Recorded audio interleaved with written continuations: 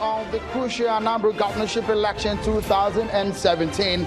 The clock ticks faster now. Who will prevail in the race? The voters will decide. It's D-Day tomorrow, Saturday the 18th of November 2017.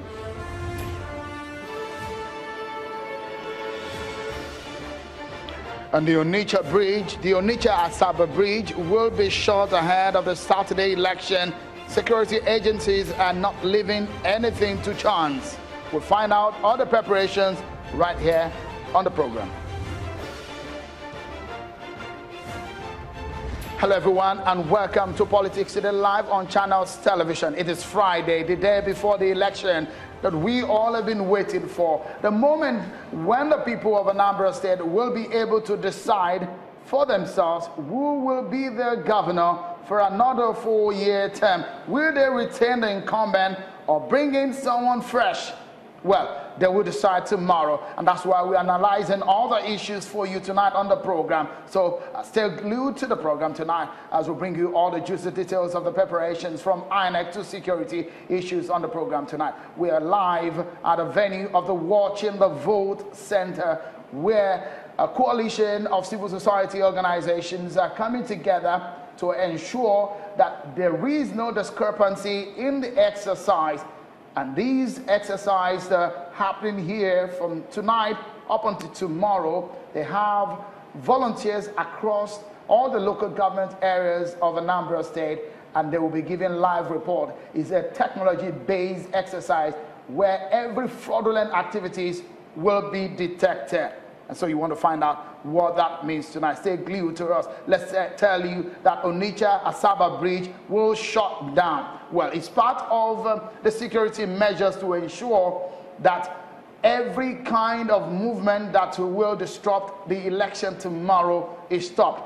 That is the move by the Nigerian police, and they are telling us that they're all set for this election. What about INEC, the umpire? They say they are ready to go for this exercise. Let's make a sense of all of these for you. First and foremost, technology. What impact will it have in this exercise? Tonight, I have my guest here in the studio where we're set up here at the center of the Watching the Vote, where all the civil society organizations that are into this says they will be able to detect any fraudulent activities.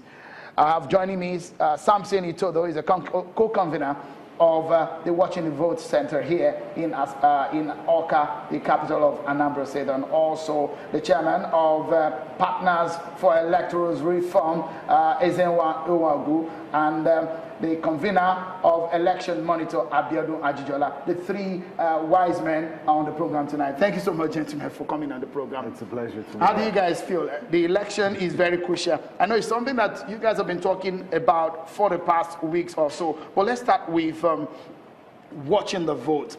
It looks so much like magic to me. How do you want to detect whether anything goes wrong tomorrow? First, it's actually not magic. What we are simply doing through watching the vote is leveraging on established statistical principles and technology to observe the process. It's the most advanced election observation methodology.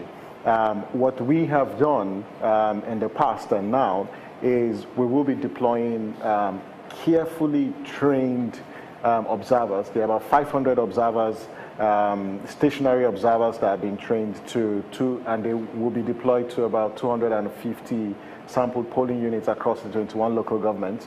We've got 29 mobile observers who will also be observing the process. And part of what we will be looking at is the entire process, because the transparency and the integrity of the process determines its outcome. So we will be looking at the entire process. Also, we will be independently verifying the accuracy of the results that will be officially declared by INEC. Because one of the issues that came up the other time that makes it look like a bit of a magic, because now you're using technology now to track the events, the process of this election.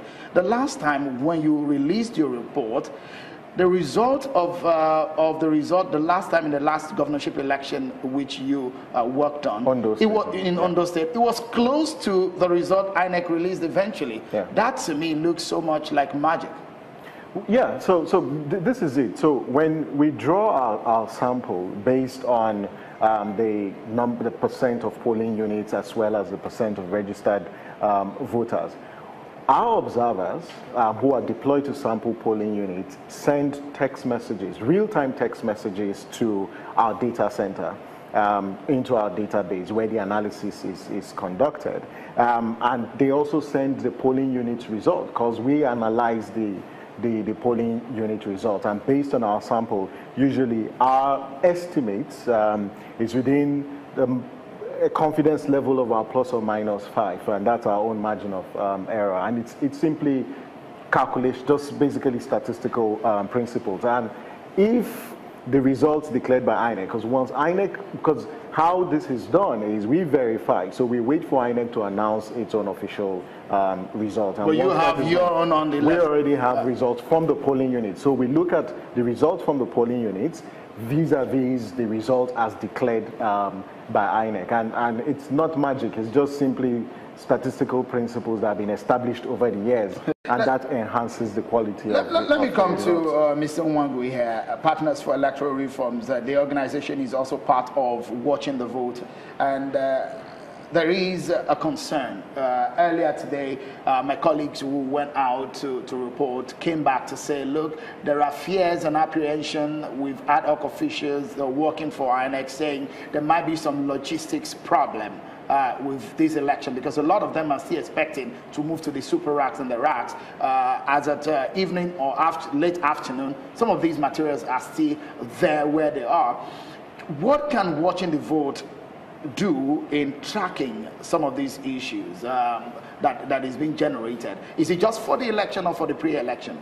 No, it's for both. I think the difference between the planning that INEC had put out and execution will be the level of oversight that is deployed in ensuring that officials down the rank are able to do what they're supposed to do.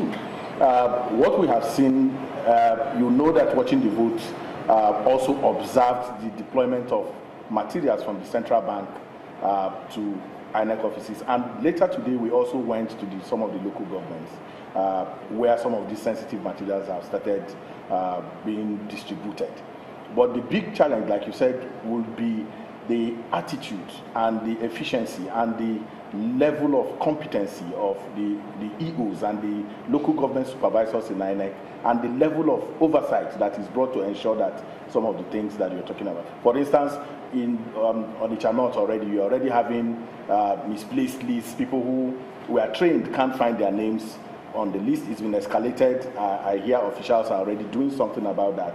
If that is not properly checked at this point in time, it has consequence for eventually whether smart card readers will function or will not function, because if you take away people who have been trained and replace them with people who are not being trained, the efficiency of even the officials will be called to question. That's critical and important. You also have, we've seen that forms are not provided for many of the corps members. We have seen mats, being sent out to, if people lie on mats from this evening till tomorrow morning, and you deploy them to work for this number of hours that they're going to work, it may have some consequence in terms of so it's for Watching the Vote. Of course, we have released 5 reports now, the PRIO reports and all of that, and the last of them was done 2 days ago.